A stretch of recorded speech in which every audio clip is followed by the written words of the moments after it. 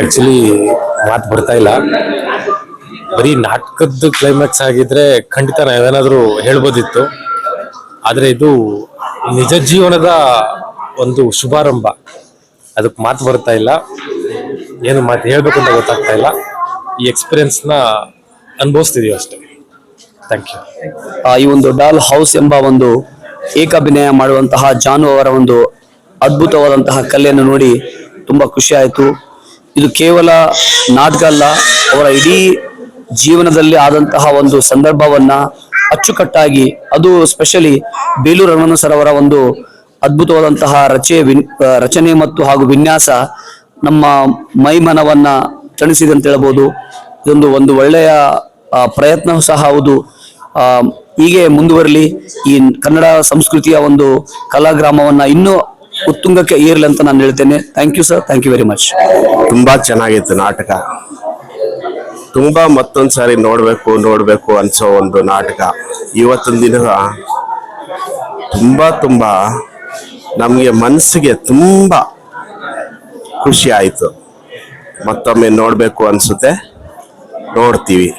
ತುಂಬಾನೇ ಚೆನ್ನಾಗಿತ್ತು. ನಾಟಕಕ್ಕಿಂತ ಹೆಚ್ಚಾಗಿ ತಾಯಿ ಮಗಳ ಹತ್ರ ಬಂದಿದ್ದು ಹೃದಯ ಸ್ಪರ್ಶಿಯಾಗಿತ್ತು. ಎಲ್ಲರ ಕಣ್ಣಲ್ಲೂ ನೀರು ಬರಿಸ್ತು. ಇವತ್ತು ಯಾರು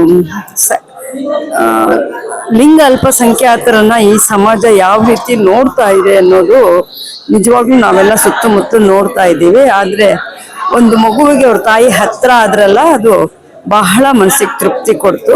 ನಿಜವಾಗ್ಲೂ ತುಂಬಾ ಹೃದಯ ಸ್ಪರ್ಶಿಯಾಗಿತ್ತು. ನಾಟಕ ತುಂಬಾನೇ ಚೆನ್ನಾಗಿತ್ತು. I feel larger audience should see this because it is very heart touching.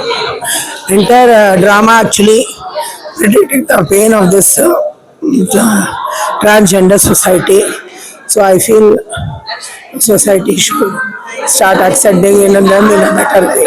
ನಾಟಕ ನೋಡ್ಮೇಲೆ ಅನ್ಸಿತ್ತು ಅವ್ರು ಇವಾಗ ಏನೋ ನಮ್ಗೆ ಕಾಣುವಾಗ ಎಲ್ರು ಚೆನ್ನಾಗೆ ಕಾಣ್ತಾರೆ, ಬಟ್ ಅವ್ರ ಅರ್ಥಾಗ ಅಪ್ಪ ಇಷ್ಟೆಲ್ಲ ಕಷ್ಟಪಟ್ಟವ್ರ ಅಂತ ಅನ್ಸುತ್ತೆ.